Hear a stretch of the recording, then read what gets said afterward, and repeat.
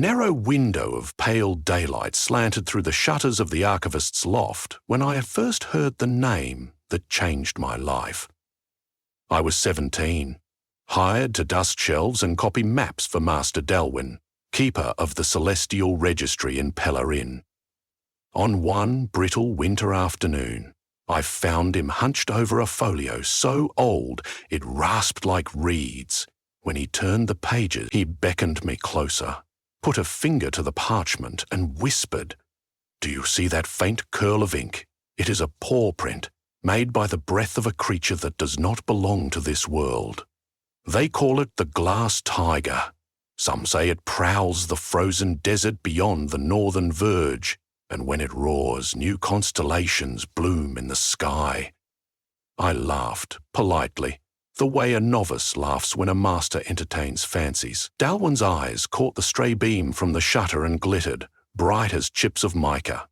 "Mock it if you wish," he said, "but there are fewer hours in a life than stars in a cub's whisker. Use them to look farther than you can walk." He pressed the fragile folio into my hands, though apprentices were forbidden to hold original relics. "Copy what you need," he said, "then go."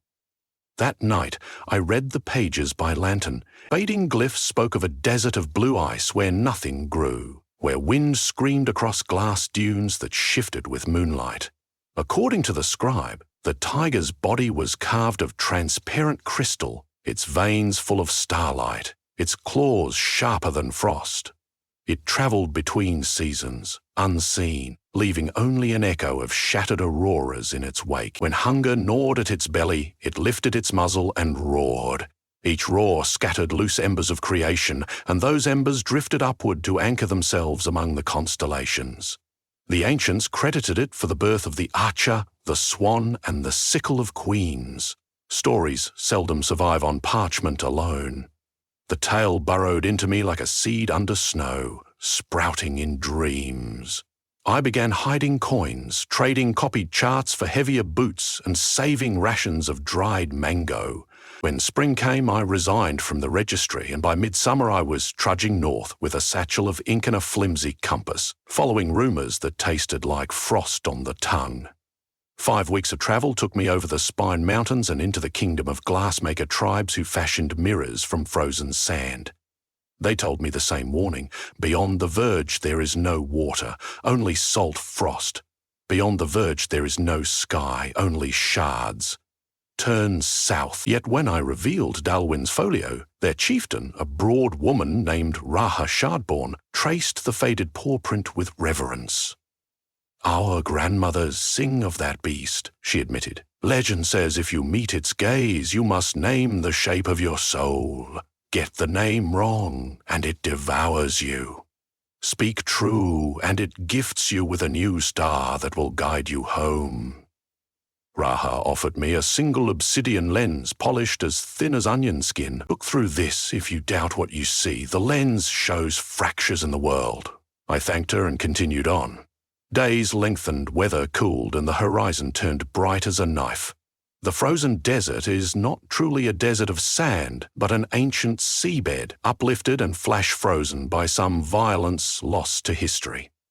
Waves had become ridges of cobalt ice, translucent enough to swallow colour and spit out prisms that bent the sun in delirious arc. I tied cloth across my eyes to stop snowblindness, keeping Ra's lens on a cord around my neck. The first night in that place, I pitched my tent behind a slab of ice shaped like a whale's rib. Wind whistled through the gap, and I thought I heard padded footsteps, crunching far off. Sleep came in shards.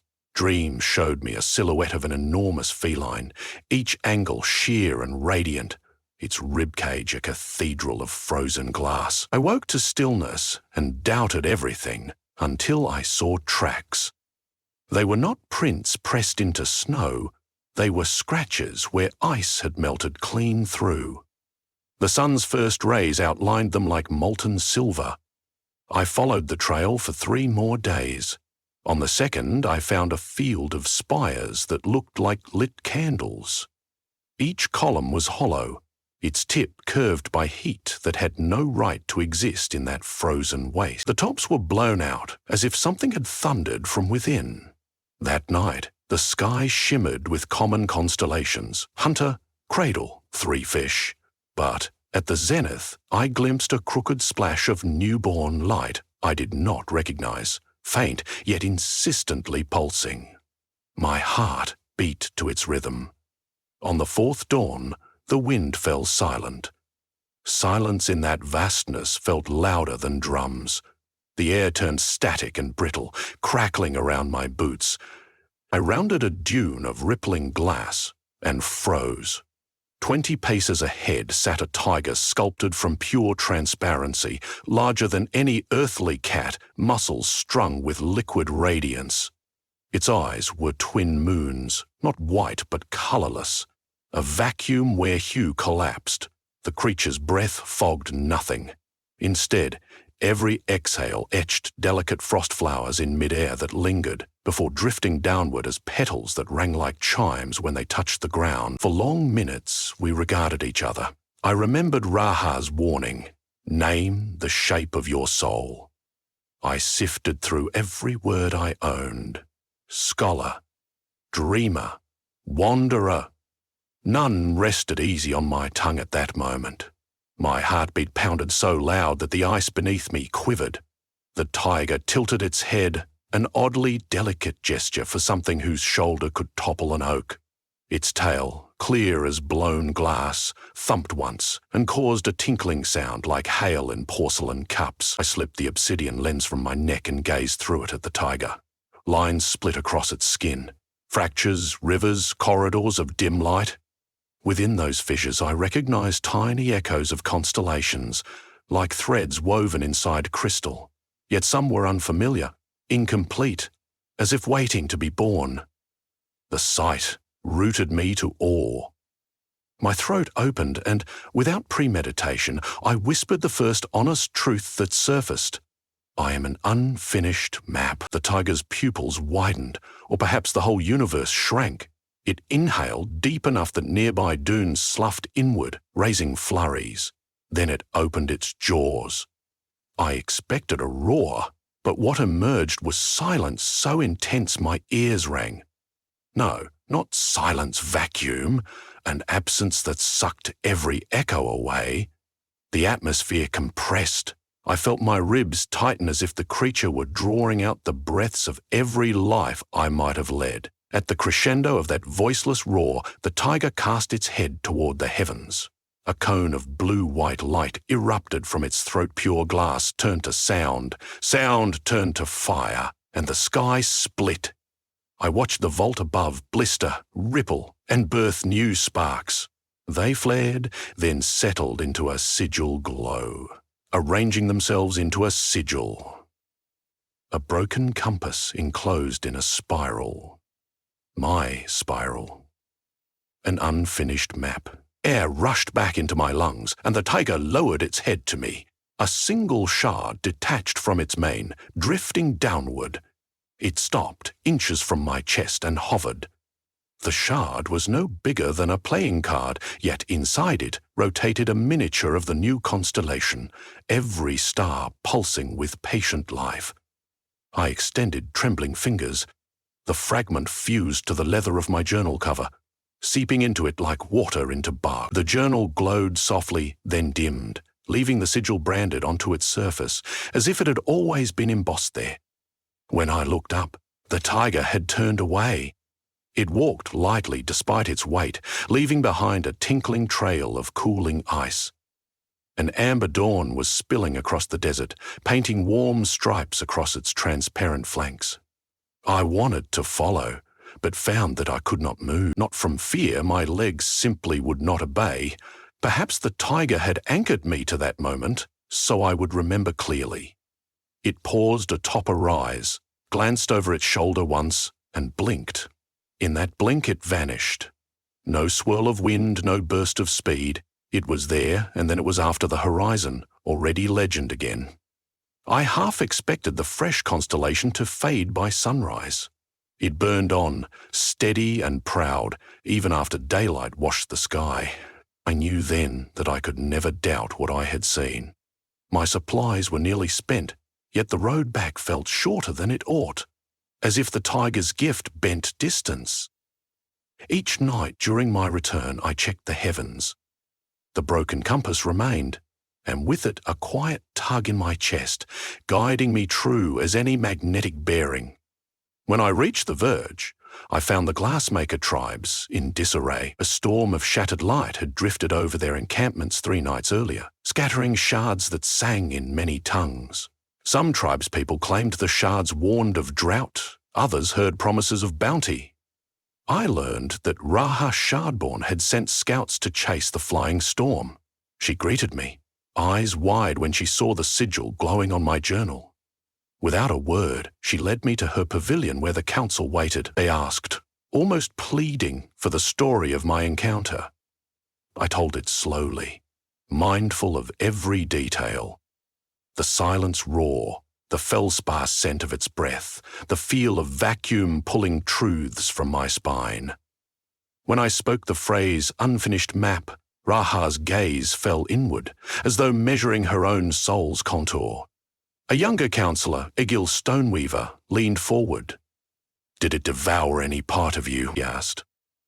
I considered, surprised, then answered, "If it did, perhaps only the part that believed the world ended at the verge." That night, by communal fire, Raha said the tribes would journey north once the sun's angle grew kinder. "We have lost direction," she admitted. "Maybe your broken compass is ours as well." She gestured to the sky, where the new stars winked. Within their timid glow lay a path only the brave or desperate could read. I continued south alone, my pack lighter, my mind heavier. When I reached Pelerin, months had passed, and Master Dalwyn was rumoured dead, overtaken by chill while cataloguing in an unheated tower. Yet the registry lantern still burned when I climbed the spiral steps. Inside, Dalwyn sat at his desk as if no time had slipped. He looked up, and I saw that he was older, but not by months, by centuries. The skin of his face had turned translucent. Veins glowed like veins in leaves. I realized with a jolt that the glass tiger's touch lived in him too. He smiled softly, almost apologetically. "I once named myself Witness to all skies," he said. "It was only half true. I have waited for someone who would carry the other half." He motioned for me to open my journal. When I did, the branded sigil expanded, projecting beams across the room. The beams etched new lines onto Dalwyn's ceiling-fresh lattices, nascent constellations seeking their place. His eyes reflected them, twin cosmos spiraling. "Each roar births a story," he whispered. "Each story needs a mouth. Yours is open now." In the months that followed, I copied star charts feverishly, adding the broken compass to the Atlas Arcanum. Scholars debated authenticity, but mariners quietly asked for coordinates. They reported strange currents under that patch of sky. Currents that felt like gentle hands, turning their ships toward unexpected harbours where long-lost friends waited on docks. Poets wrote of a tiger seen in ice-floored dreams, offering shards that chimed the owner's truest name. Children traced its form on frosted windows and claimed to hear distant purring under the wind. As for me, I became many things: lecturer, cartographer, mythmonger. But inside, I remained what I had told the tiger: an unfinished map.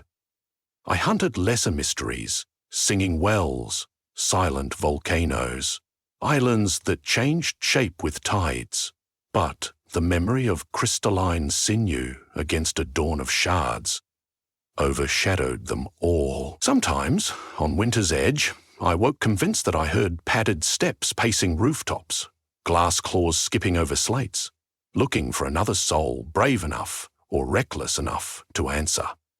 One solstice, years later, messengers arrived from the glassmaker tribes.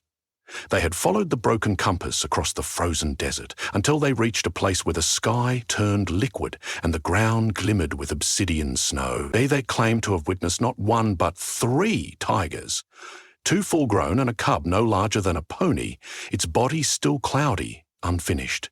At sunset the adults roared, and the cub mimicked them, releasing sparks that fell too soon, sputtering before they could reach the sky. The elders interpreted this as a sign. Constellations require guardians, and the next generation was still learning how to lift its voice. The tribe begged for guidance. Should they interfere, nurture, flee? I felt the tug inside again, a silken leash tied to my ribs. The map is not done, it seemed to say. So I set out once more, older bones wrapped in fresh excitement. On the eve of departure, I returned to the registry loft to bid farewell to Dalwyn. I found only his robe folded on the desk, a scattering of starlight dusting the chair. The window stood open, though. The night was bitter. Outside, a single pawprint of melted snow rested on the sill. I took that as blessing or benediction, perhaps both. With Raha's obsidian lens secure in my pocket and my journal under my arm, I headed north beyond the verge, across dunes of frozen wave, chasing whispers of a cub learning to roar the future into being. No traveller truly knows whether legend precedes the path or blooms behind it, but I have learned this. Somewhere between breath and silence, a glass predator walks, shaping midnight with its exhalations. It does not heed borders, kingdoms, calendars, or doubts. Instead, it listens for honest voices naming themselves broken compasses, orphaned songs, and when it finds one, it roars a spark into the void so that the rest of us might navigate by that trembling light. So, if you trek through any desert, frozen or burning, and the wind hushes too suddenly, look up. If the familiar constellations seem disturbed, shuffled like cards, perhaps a new pattern glints faintly at the edge of your understanding. Know then that a glass tiger has recently passed. Place a hand over your heart and ask quietly what shape your own soul might be. If you speak truly, one day you may find a shard of silent thunder waiting to guide you home.